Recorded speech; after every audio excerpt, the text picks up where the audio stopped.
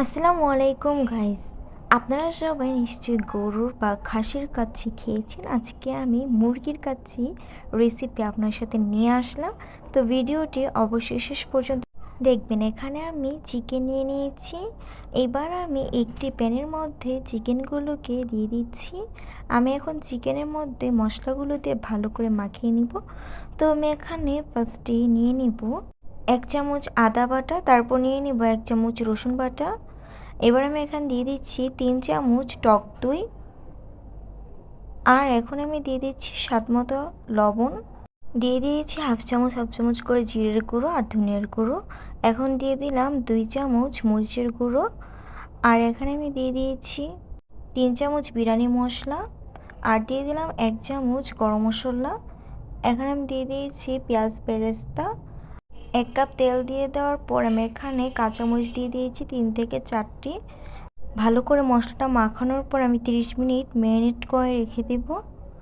এখন আমি আলাদা একটি পাত্রে এলাচ, দারচিনি আর তেজপাতা দেওয়ার পর শাহি জিরা দিয়ে দিয়েছি। আর এখানে একটু লেবুর রস আর লবণ দিয়ে দিয়েছি।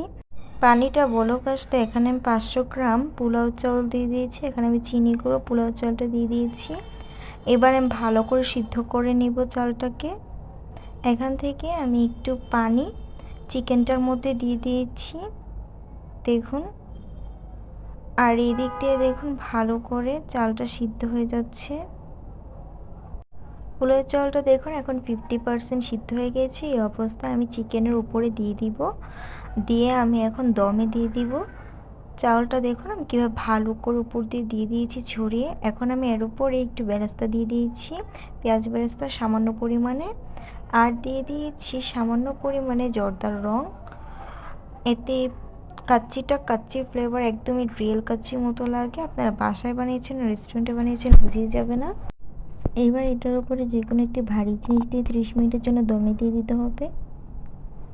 আর এখানে দেখুন সাইড দিয়ে আমি একটা পেপার দিয়ে আটকে নিয়েছি। বা 30 মিনিট পর আমি এটা দেখাচ্ছি ঢাকনা খুলে। দেখুন এটা কতটা পারফেক্ট হয়েছে, চাউলটা কতটা ঝরঝরা হয়েছে। এটা আপনারা যদি ভালো করে খেয়াল করেন তাহলেই বুঝতে পারবেন। তো এখন আমি এটাকে আলাদা একটি পাত্রে উঠিয়ে নিব। আর আমার কাচ্চি একদম রেডি হয়ে গেছে, পুরো রেস্টুরেন্টের মতো। তো আপনারা দেখতেই পাচ্ছেন চাউলটা কতটা ঝরঝরে হয়েছে, এই যে দেখুন।